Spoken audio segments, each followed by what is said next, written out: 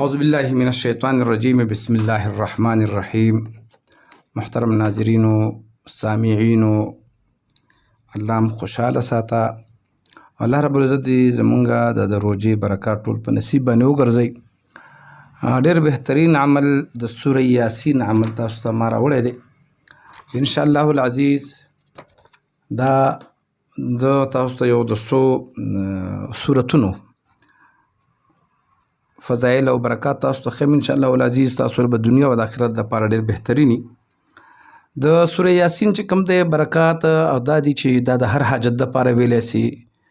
د قضای څه حاجت نه پوره کېږي هغې دپاره، بیمارۍ دپاره، مالی مشکلاتو دپاره، مالی مشکلات رکاوټ چې یا مالی ته وایې چې زما به د مال کې نورم زیادت راشي، نور څه مشکلات درته رایي، مالی مشکلاتو نه علاوه کورنۍ څه مسلې درته، قرض در باندې وي، فقر فاقه غریبي در باندې، یا وایې چې یار زما مال دولت کې نورم زیاتې راشي، د هغې دپاره دشمن در پسې د هغې نه تنګ وي، د هغې د هلاکت دپاره نو مختلف طریقې دي. او زه تاسو ته ویډیو ډېره اوږده کولی نه شم، نو د دې دپاره زه تاسو ته یو څو طریقې ښیم.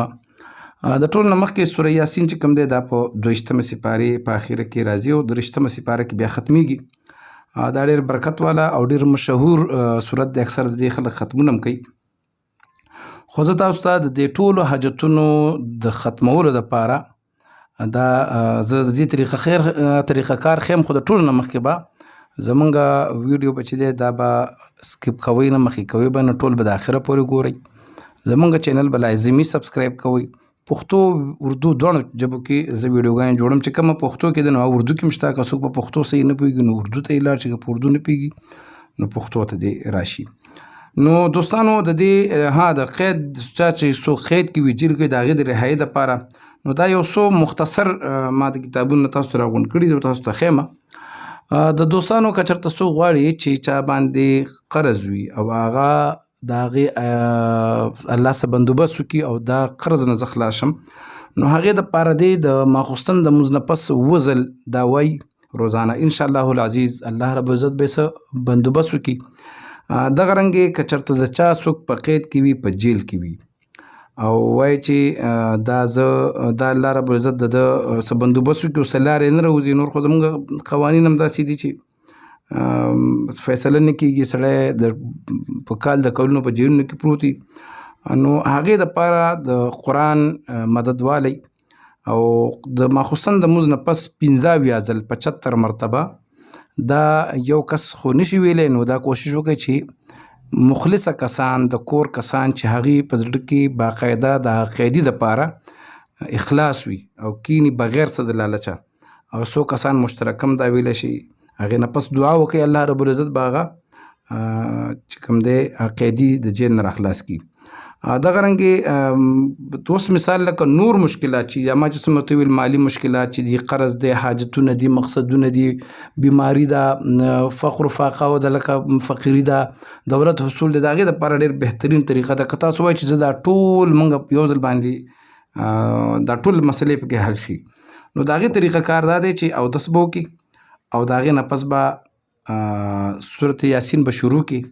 چې شروع دې که نو چې کله مبین ته ورسېدې، دې کې 7 مبینه دي، نو مبین ته چې کله ورسېدې نو هلته به ووایي یا الله یا رحمانو یا رحیمو. ټولو مبینونو کې به یا الله یا رحمانو یا رحیمو به ووایي. او بیا آخري آیت چې دی اذا اراد شیئا ان یقول له کن فیکون، چې کله دې ته ورسېږي چې اذا اراده شیئا ان یقول له کن فیکون، نو دغه ځای کې به ووایي یا الله یا غنیو یا مغنیو، او بیا به د هغې نه پس 11 ځل درود شریف وایي انشاءالله العزیز. چې څه مشکل ستایي شمارلو ضرورت نشته چې دا دا دا دا یو څو مې ورته ووایي. نور الله رب العزت چې څومره انسانان پیدا کړي، د هر انسان خپل پریشانی ده، خپله مسله ده چې ستا هر مسله په زړه کې تا ته هر پرابلم ده ته انشاءالله العزیز دا بدي طریقه باندې ووایي. ما به هم په خپلو دعاګانو کې یاد ساتئ. الله دې موږ هم د دنیا او د آخرت ګټه راکړي. الله دې زمونږ هم د ټولو زمونږ سره د ټولو مسلمانانو دنیاوي او اخروي مشکلات آسان کړي. الله دې زمونږ د ټولو ایمانونه نصیب کړي. څومره کسان چې زمونږ وفات شوي دي الله دې د هغوی مغفرت نصیب کړي د دې پاکې میاشتې د روژې په خاطر باندې. نو الله رب بس دعاګانو کې میاشت ساتي. انشاءالله بیا به یو ځل ستاسو په خدمت کې حاضرېږم د نوې وظیفې سره. د هغې پورې اجازت غواړم. د الله په امان.